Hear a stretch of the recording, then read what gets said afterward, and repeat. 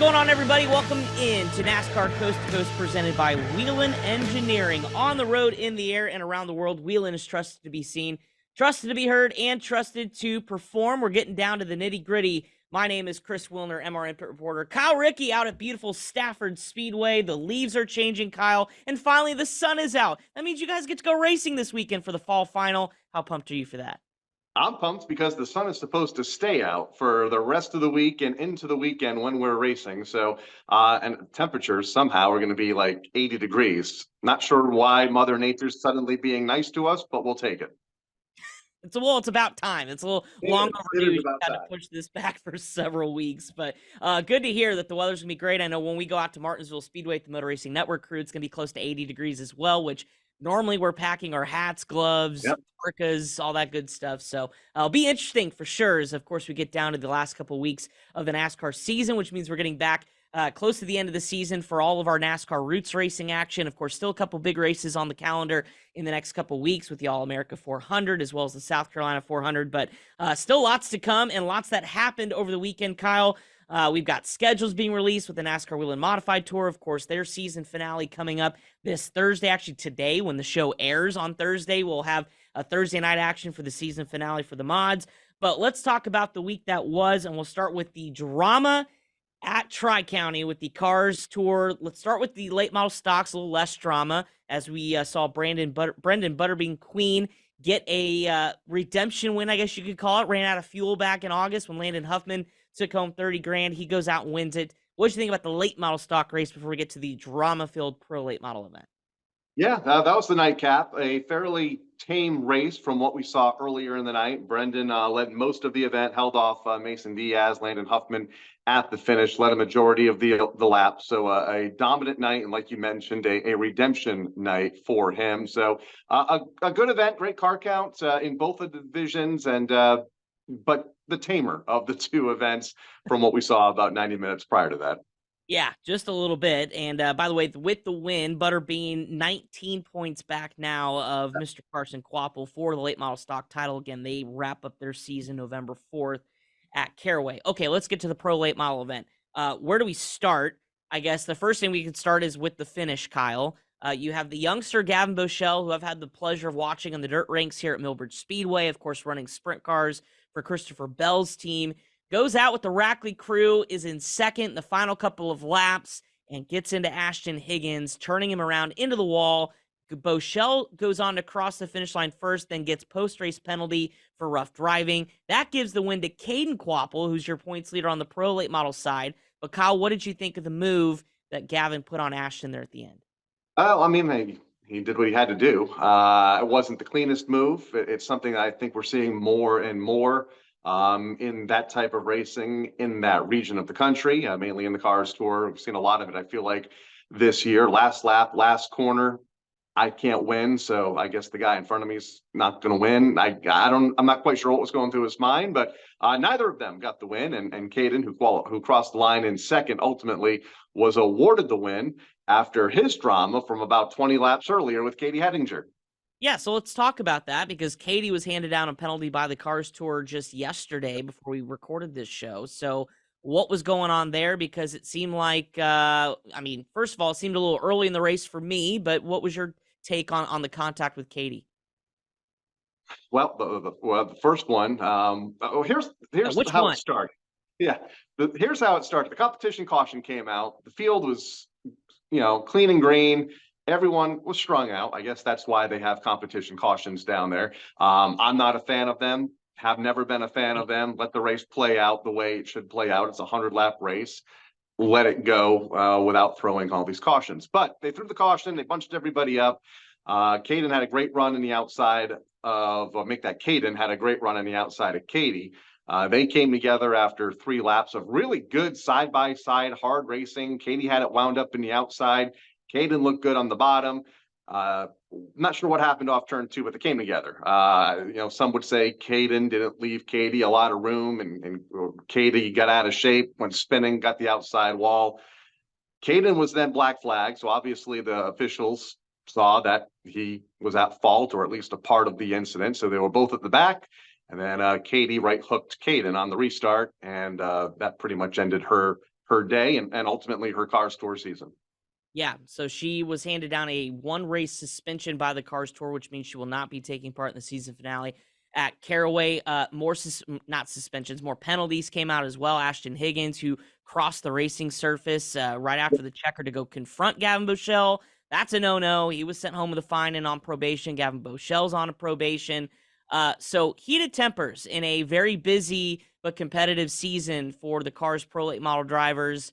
Kind of came to a boiling point. It seemed like they're at Tri-County. We'll see if they get, an extra week off before we go to Caraway November 4th, see if things cool down a little bit, but certainly we will be without Katie there at the Pro Late Model event. But again, championships still up for grabs in both the late model stock and pro late model. All right, let's get to some quick news real quick. How about DJ Shaw capturing the 2023 American Canadian Tour Championship? Did it with a walk-off win at New London Waterford Speed Bowl. He crowned the Triple Crown as well. So kind of a big championship effort for DJ Shaw, again, a former Oxford 250 winner, gets it done for his second straight back-to-back titles in the ACT Tour. And then ARCA West, Kyle, out there at Madera. What a return to Madera. I mean, I was wondering if that racetrack was ever going to be put back on the West schedule, but it was out at the 5150 Junior Homecoming ARCA 150. Of course, several of the junior late model drivers that have graduated through that 5150 junior program were there in attendance and entered into the race, mixed with some of our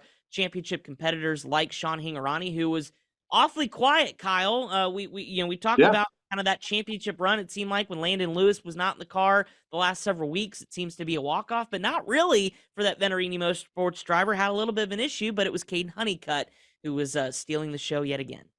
Yeah, Kaden was good right off the truck. Won practice, won qualifying, led every lap in the 150-lap event, and took the win with ease over Todd Souza, who had a very consistently good run at the front of the field, Joey East, Bradley Erickson, and then you mentioned Sean Hingarani, could barely race into the top 5 for much of the event, raced in that 5th, 6th, 7th spot for most of the race, and ended up with a top 5. Continues to lead by, I guess, a fairly healthy margin. 30 points is a pretty good lead going into the season finale at the Phoenix Raceway over Trevor Huddleston here in just over a week's time to kick off championship weekend out there in the desert.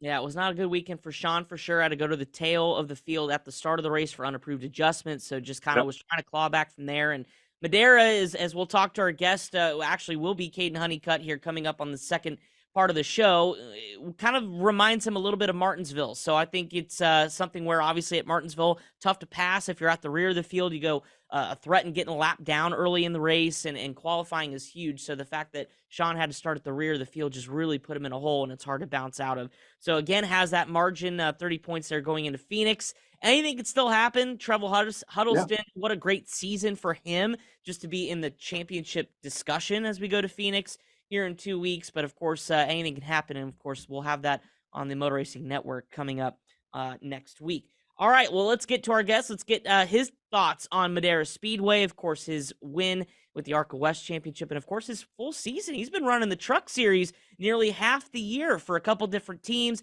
a start with the Xfinity Series, and plenty of things to eye on coming at the end of this year and into 2024. Let's visit with Kaden Honeycutt coming up next on the flip side of this break here on Coast to Coast.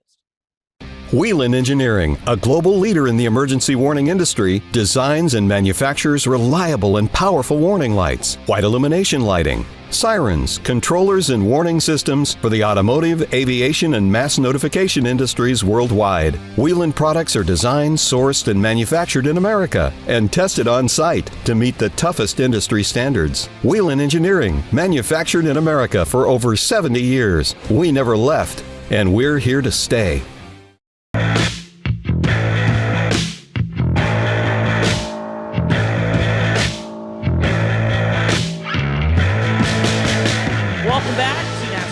Coast, presented by Whelen Engineering. Joining us now on the phone, it is the most recent ARCA West Series winner from over the weekend as the series made its return to Madera. Kaden Honeycutt joins us on the line. Kaden, congratulations on the big win this weekend. How are you this morning? Man, I'm great. How about you guys?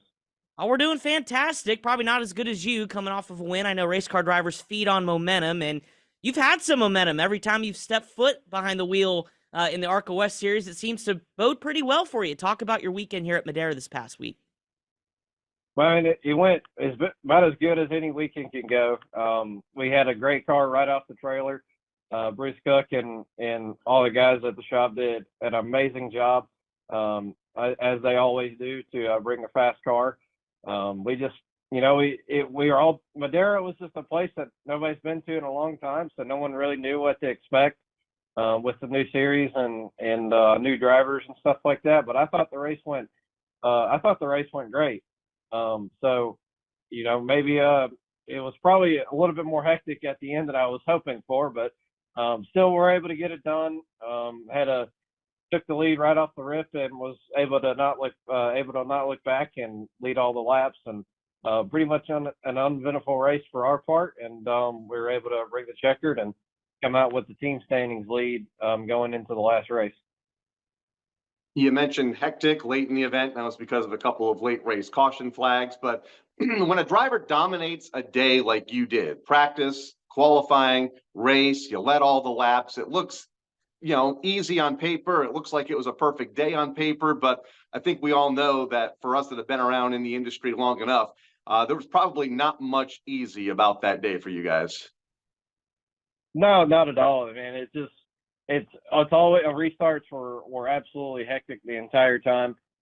Just be able to choose either the top or the bottom, didn't really know what to do in some given moments, but like I said, we were able to figure it out, able to execute and bring home a win for MMI Steve McGowan race team. It wasn't easy, that's for sure. But on every restart, I had somebody wanting to hound me down and take the lead back from me. So it was tough, but we were able to get it done and go on to Phoenix and try to win there and bring home a team standings win for our MMI race team. So really looking forward to Phoenix. I think we got a really good bunch of competition going to be there, so it should be a good race. And we'll just try to come out with the championship and for the team and go on from there.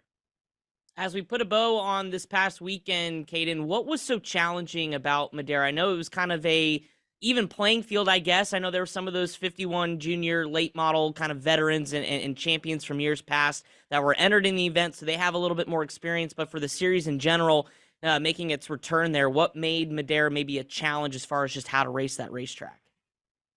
But it was just, I thought of it like Martinsville, to be honest. I thought the track was absolutely awesome. I really enjoyed being able to do the nice diamond cut down. It's kind of shaped like Martinsville, but you had to attack it differently. And that's something I thought was very neat. So that's why I immediately when I went out for practice, I immediately started doing the diamond line, and it was tenths faster. And I was like, all right, this is most likely what I'm going to do the rest of the time and stick with it. And thankfully it worked. And a whole lot of other people tried it too, and they just they couldn't make it work like we could. And I thought that was the indicator that we were going to be very good. So I was really excited as soon as that was happening. I thought we were going to be just fine. And thankfully we were. And it just turned into our second win of the season, and really looking forward to Phoenix to try to cap it off. And it was just I thought it was a great racetrack. I thought it was the most different racetrack we've been to in a long time, and especially for me. So I enjoyed it. Hopefully ARCA West goes back there for many years to come, because that was a great racetrack, great facility. Kenny Shepard and them do a great job there. So hats off to them, and thanks to them for letting ARCA to come back and come to a historic racetrack like that. So hopefully stay there for many more years to come, and a lot more great races will go on there.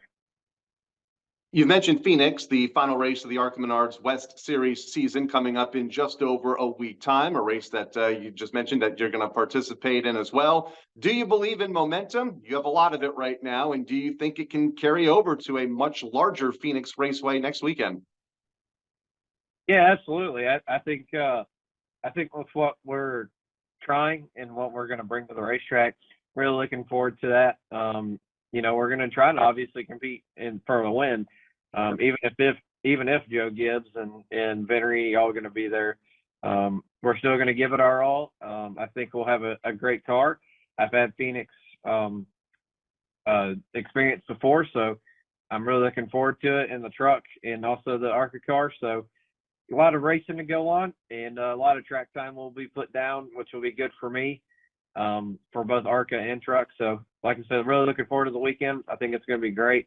And just can't do anything magical if we get in a situation where we just have to settle for for points. We got to do that and make sure we bring home the team standings win.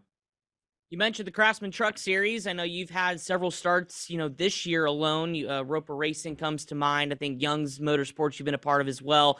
What is the big benefit for you, obviously, aside from just taking part in the next series up and being a part of the NASCAR National Series, but as a driver who's starting to get higher and higher in his career, what's the biggest benefit that you found running the truck and then going back and being so successful in the ARCA car and in the other disciplines that you run?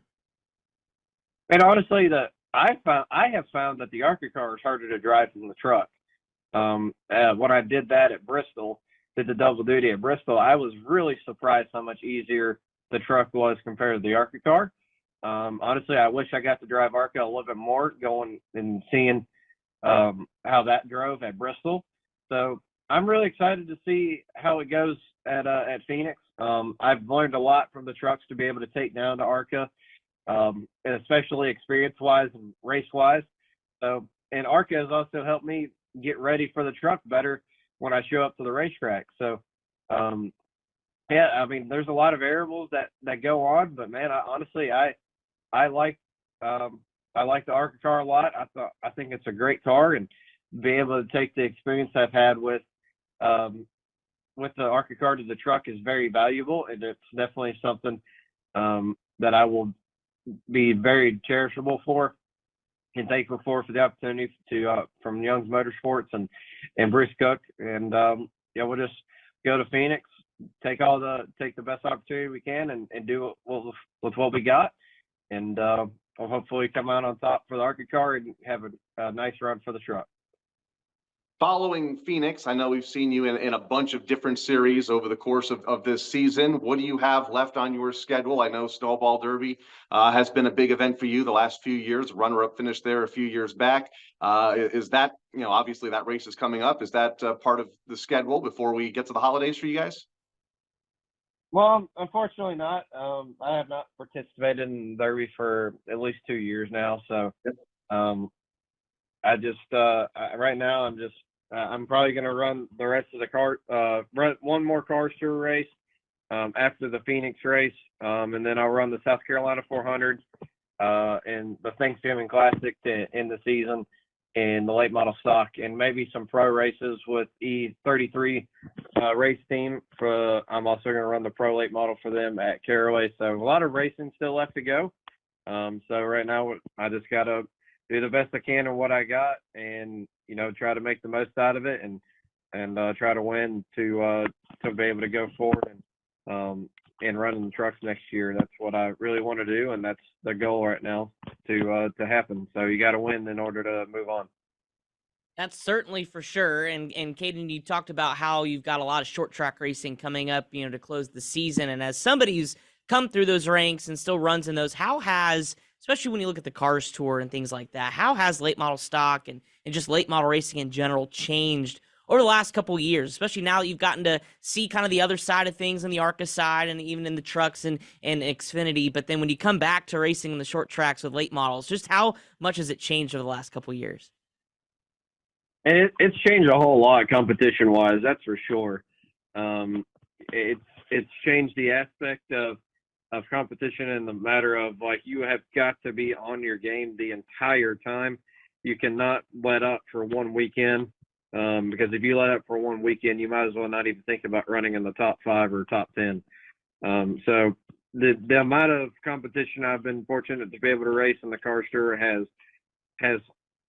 definitely made it to where I've always will compete and be able to know the competition level and always go 110% every single lap, because you cannot you cannot run any worse than that. So, it's tough, like it really is. And the car sure has progressed me into running as well as I have in the ARCA car and the truck. So, I've just been very fortunate with the rides and the opportunities I've been able to have, and just really looking forward to what's to come. And it's just the competition is unbelievable, and the last couple of years has definitely, I think, ever since COVID has hit, everybody has trained so much harder, and the technology has gone up, and just everything has just doubled itself. So it's hard, it's tough, and I'm really thankful for that, and I think that this pushes us to be even better, to move on to the next level and continue to strive.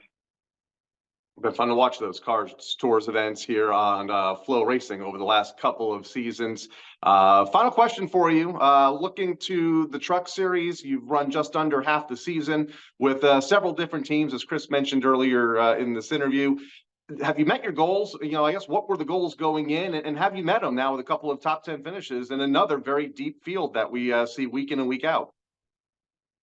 Yeah, obviously I want to win every single race, right? So sure, I have not strived. I've won in the car, won at least one or two cars races this year. So I still have an opportunity to do that at Caraway with RNS Race Cars and Marcus Richmond. So really looking forward to that. I think that will be something to try to get in and capitalize on. We got an ARCA win, finished top 10 in the truck this year.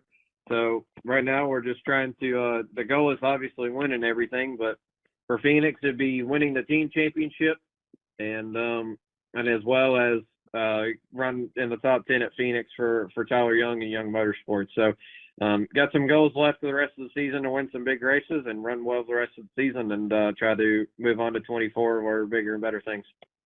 How is 2024 planning going, Kaden? I know you want to run the truck series full time. Is it looking like it's heading that direction, or we still kind of have some work to do over the off season?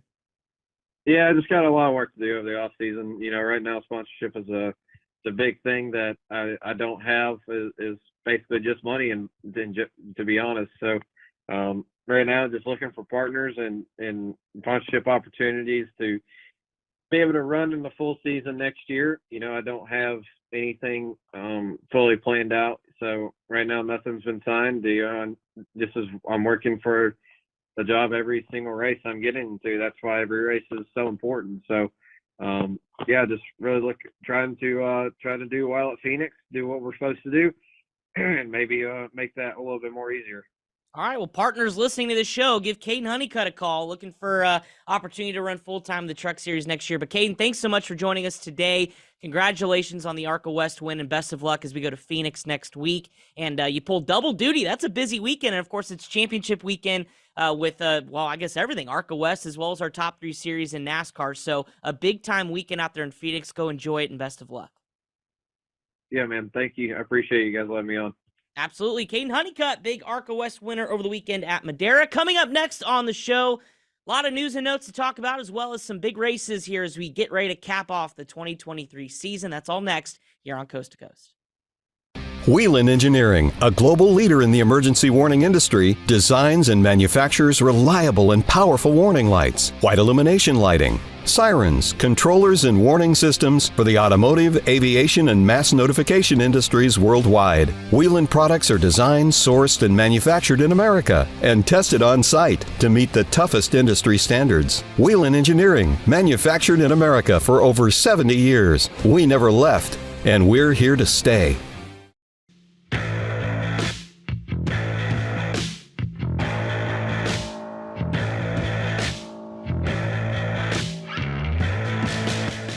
Welcome back into NASCAR Coast to Coast, presented by Whelen Engineering. Kyle, great conversation with Kaden Honeycutt. Again, the perils of racing at this time in this generation, it's all about money and sponsorships. We certainly hope that Kaden can get some, because I think if you put him in the seat for a full season on the truck side, by probably about the midway point, I think he'll turn some heads, and depending on what ride he's in, has an opportunity to go out and challenge for some wins next year, especially when you look at the changing of the guard. It seems like with so many Truck Series regulars jumping up to either Cup or Xfinity next year, the door is going to be wide open for new contenders for 2024.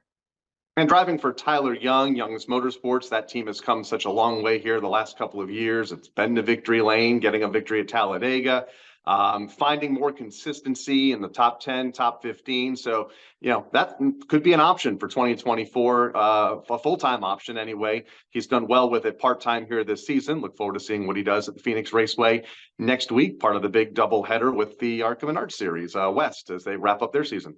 That's right. He's going to pull double duty out there, as we heard, and can't wait to talk about all things championship weekend on the show next week. But let's get to some news and notes before a couple races coming up on the calendar this week. NASCAR home track Rockford Speedway out in Illinois.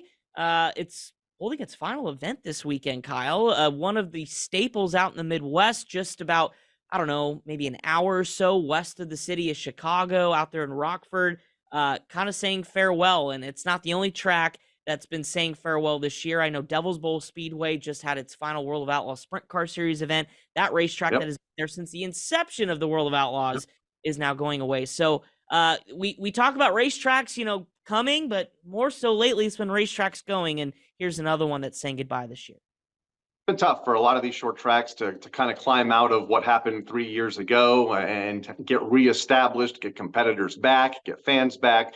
Rockford Speedway in Illinois has been around for so long, so many decades. They've been a partner with NASCAR, back with the old Winston Racing Series and currently with the Advanced Auto Parts Weekly Series.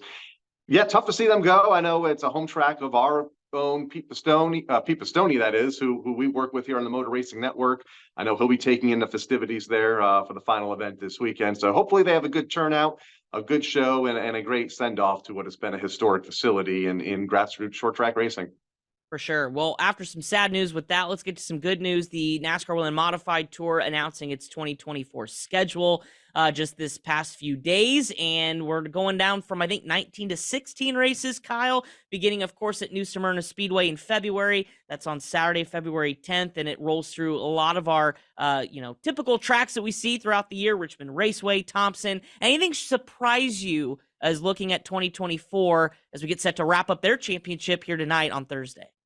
I'm glad to see Monadnock Speedway, I think, hosting 3 NASCAR Whelen Modified Tour events next year. Thompson Speedway, for the first time since before COVID, will be back on the schedule 3 times, including the Icebreaker event toward the beginning of the season in April after they open up their season on February 10th. Once again, at the New Smyrna Speedway, part of Daytona Speed Weeks, short track right up the road from the big track. No big surprises. All the tracks that have, for the most part, traditionally been a part of the schedule are back, going back to Lancaster, New York next year, midsummer as well.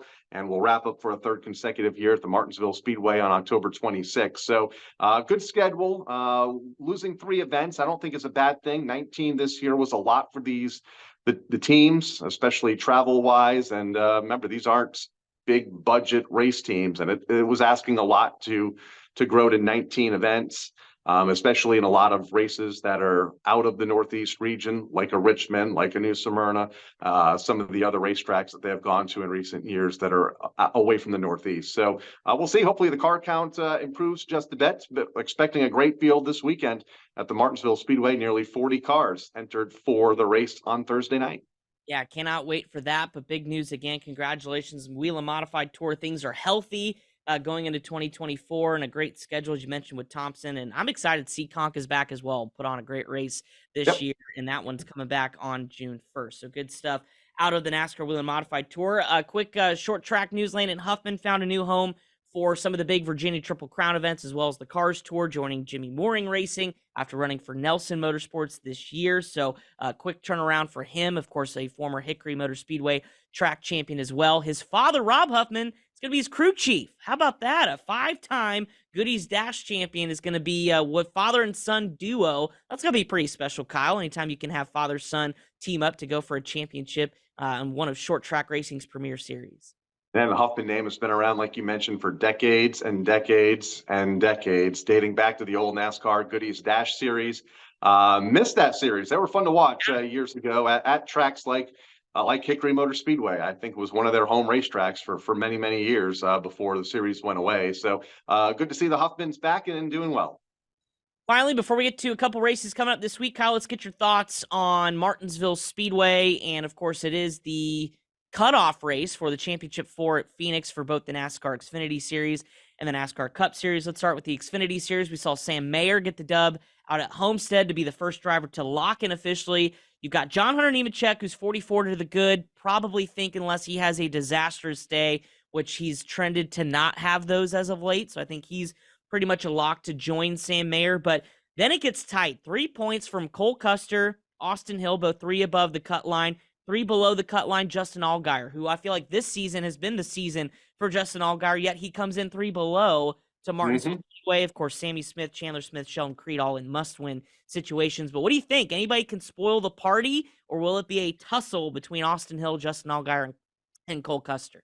I don't know. If Sammy Smith qualifies well and runs up front, that team seemingly is always good there. I don't know if that's going to happen or not, but he could spoil the party and race his way in. But I think Justin Allgaier, I think, will race his way in. I don't know who will fall out. That's a tough one. Maybe Cole Custer or Austin Hill there, who was on the bubble. But either way, I think one of them will miss it, and I think Justin Allgaier will race his way in and compete for a championship next week in Phoenix. All right, the expert Kyle Rickey, lock those Not down. an expert. Lock that in your fantasy pool, folks. Yeah, I think that's a good point. And also, too, I just think it's also interesting that you've got a couple of our Roots graduates and Sammy Smith, who's an ARCA East champion. You've got Chandler Smith, who's run up through the late model ranks, winning some big races as well as winning some ARCA races before getting to the trucks and now Xfinity Series. They go to a place, Martinsville, that really replicates some of those short tracks that they've grown up racing on. So if you're in a must-win situation, if I'm Sammy Smith or Chandler Smith, this is probably right in my wheelhouse, maybe compared to some of the other drivers. So would not be surprised if we get a walk-off win by either of those two, although I think it is a tough mountain to climb when we get to Martinsville coming up again. That race coming Saturday afternoon, the Down on Tools 250. Now, Kyle, for the Cup Series on Sunday, the Xfinity 500, the 1 year anniversary of the Hell Melon that we still talk about to this day. And I know Ross Chastain will never be able to replicate that. No one will. It's now banned from the NASCAR rule book. But when you look at the drivers sitting below the cut line right now, and it starts with 10 points below to Tyler Reddick. You've got Martin Truex Jr. at 17 below, Denny Hamlin 17 below, and a Chris Buescher Hail Mary attempt at 43 below. Any of those drivers strike your fancy? Maybe Denny to go out and maybe upset of Ryan Blaney or William Byron right now that are 10 and 30 to the good. Yeah, I mean, you can't overlook Denny Hamlin and Martinsville Speedway. I mean, he's been so strong there over the years, maybe not with this new race car over the last year and a half, but I mean, he gets around that racetrack well and always has. And if anybody can, pull off an upset, I guess it could be Denny, if you even want to call that an upset. Obviously had some bad luck at the Homestead Miami Speedway. A part failure sent that car into the outside wall while running well and above the cut line. So the team is capable. It would be very odd if both missed. I'm talking about Martin Truex Jr. and Denny Hamlin, who I know many have pinned as a championship favorite this year. This could be finally the year Denny wins that championship. And now suddenly he has a lot of work to do at the Martinsville Speedway. But if anybody can do it, it's him. And, maybe Truex can sneak in there as well. But they're both going to have to jump over a couple drivers like Ryan Blaney and William Byron. So going to be tough. Going to be fun to watch, though, come Sunday afternoon. Yeah, both championships in the Xfinity and the Cup Series are coming down to the wire, and I think it's shaping up to be a heck of a battle, both to get into the Champion Four, and then obviously Phoenix will be a great race for both of these series as well.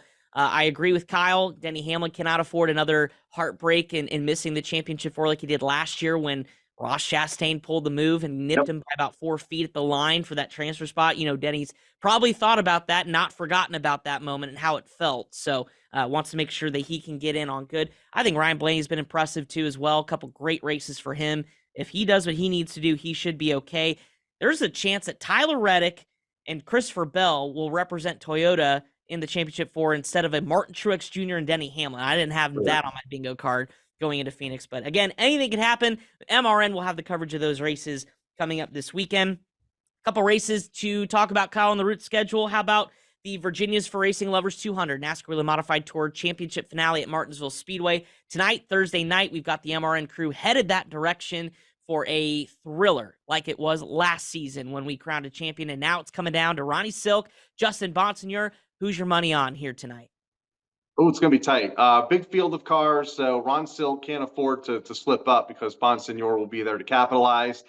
I don't think he will. I think Ron Silk will pick up the championship. As far as a race win, it's wide open with guys like Bobby Labonte and Ryan Newman, Ryan Preece, Burt Myers, Austin Beers, all in the field. Matt Hirschman just coming off a big win at the New London Waterford Speed Bowl this past Saturday. A lot of these drivers pulling double duty before they race here this coming Saturday. So it's going to be a big week for modified racing. A great field of cars on Thursday night. I'll go with Ryan Preece, one of I think the obvious favorites, and Ron Silk for the championship.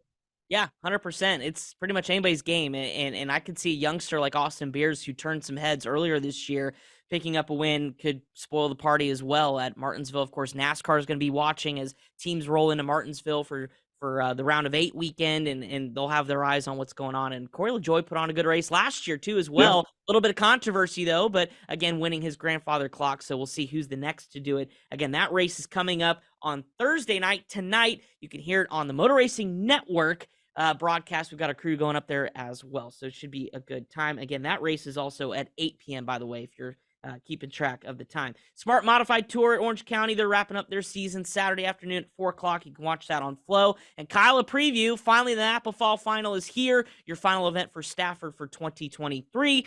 What can we expect here coming up this weekend?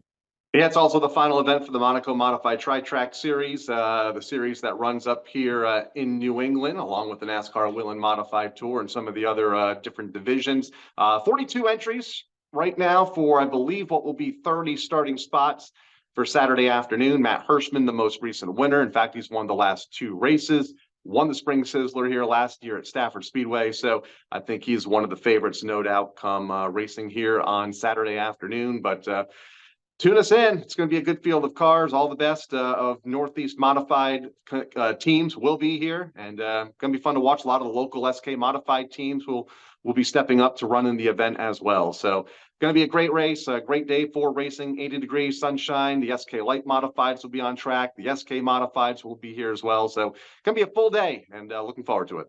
Yeah, absolutely. And especially the fact that we're going to be near 80 up in your neck of the woods. What a way to end the season. It starts in the cold and you end in the sunshine and the heat, which I wouldn't have expected up that direction at this time in October. So awesome stuff, Kyle. Best of luck to you and your team out there for the Napa Fall Final. Again, folks, don't forget Motor Racing Network is your home for all things Martinsville this weekend, beginning tonight with the NASCAR Whelen Modified Tour, 8 p.m.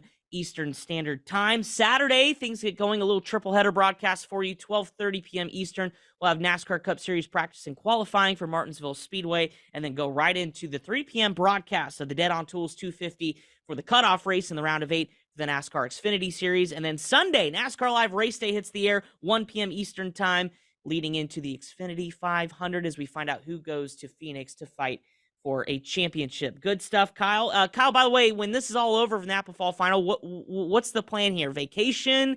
You doing a little trip to Mohegan Sun? What's going on? Oh, those happen a lot of weeks anyway.